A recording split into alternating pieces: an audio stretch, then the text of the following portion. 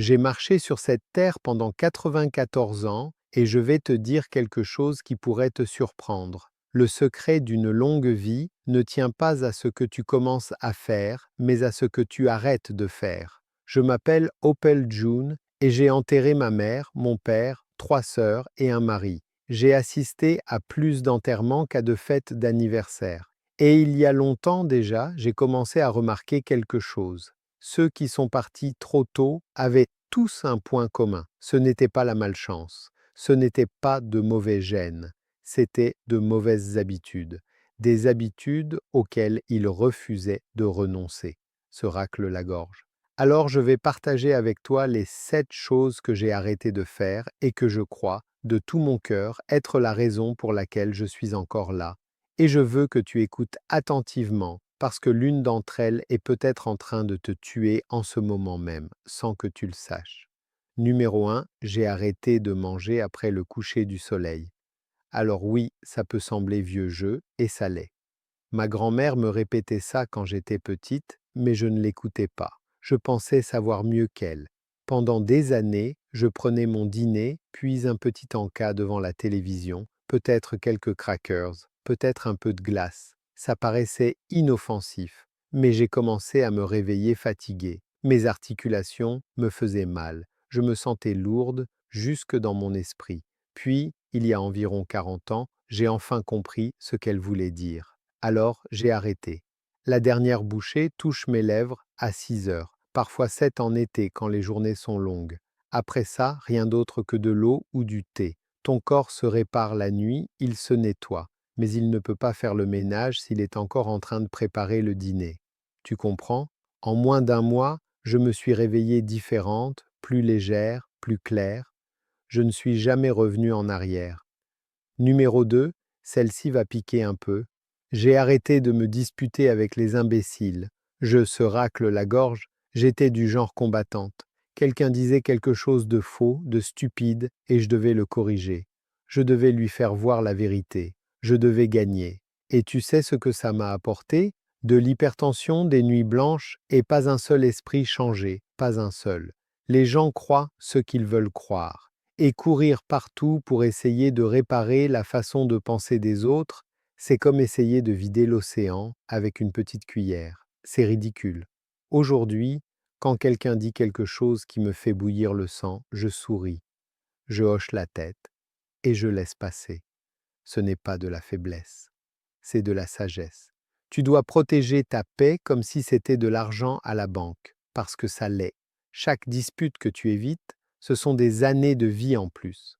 Je te le promets. Numéro 3, j'ai arrêté de rester assise trop longtemps. Et je ne parle pas de sport. Je n'ai jamais mis les pieds dans une salle de gym de toute ma vie. Je parle simplement de bouger, de se lever. Mon mari, que Dieu ait son âme, restait affalé dans son fauteuil du matin au soir. Il se levait seulement pour manger et aller aux toilettes. Il est parti à 71 ans. Moi, je bouge.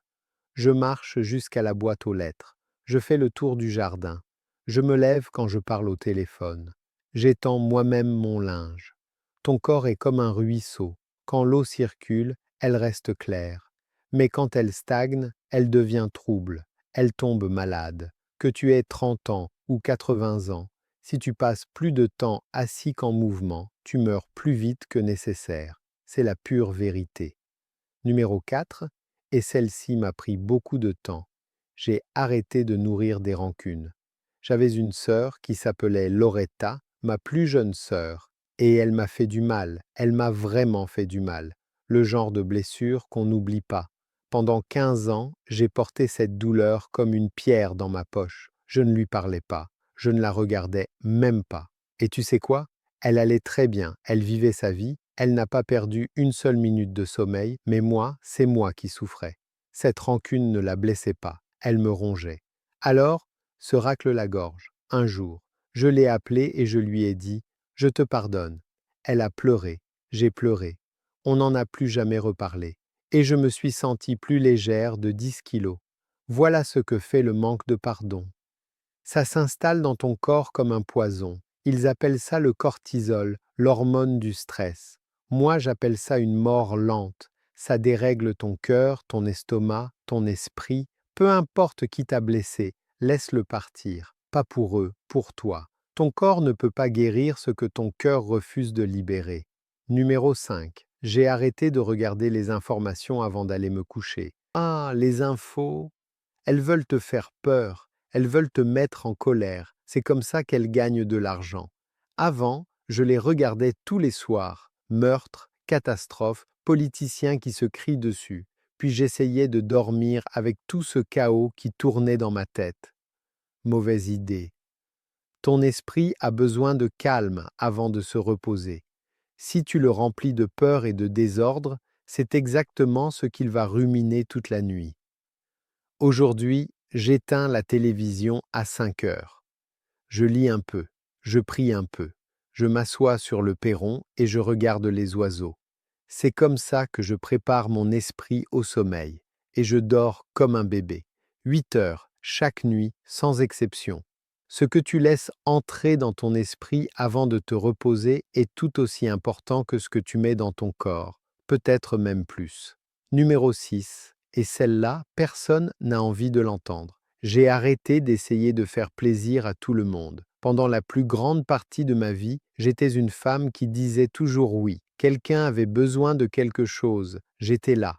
L'église avait besoin de bénévoles, j'étais là. La famille avait besoin d'argent, j'étais là. Un voisin avait besoin de parler pendant 3 heures, j'étais là. Se racle la gorge. Et tu sais quoi? Je n'étais pas heureuse. J'étais fatiguée. J'étais pleine de ressentiment. J'étais tellement étirée dans tous les sens qu'on pouvait presque voir à travers moi. Dire oui à tout le monde, c'est dire non à soi-même.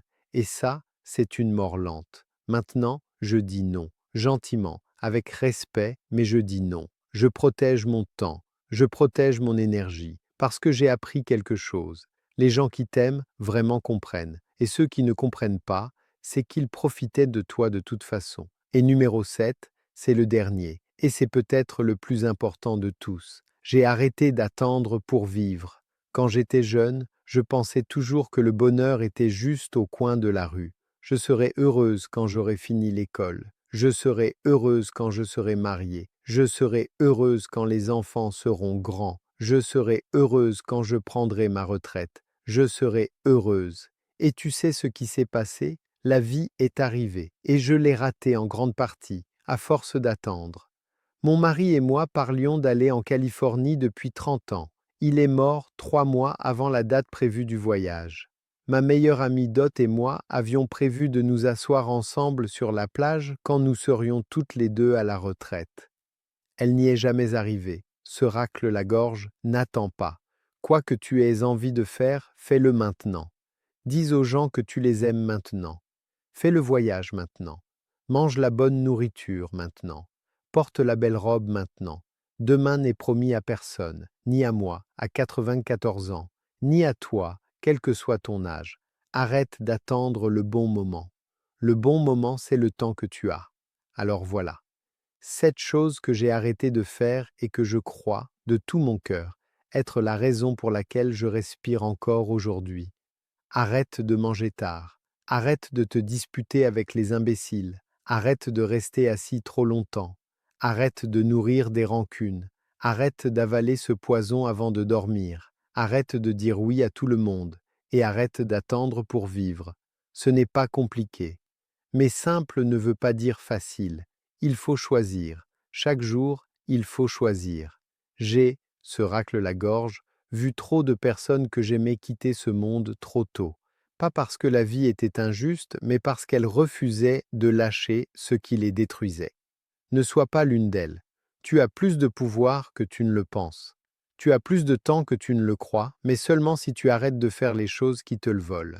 Maintenant, si tu veux bien m'excuser, j'ai un perron qui m'attend, et ce soleil de fin de journée est vraiment magnifique.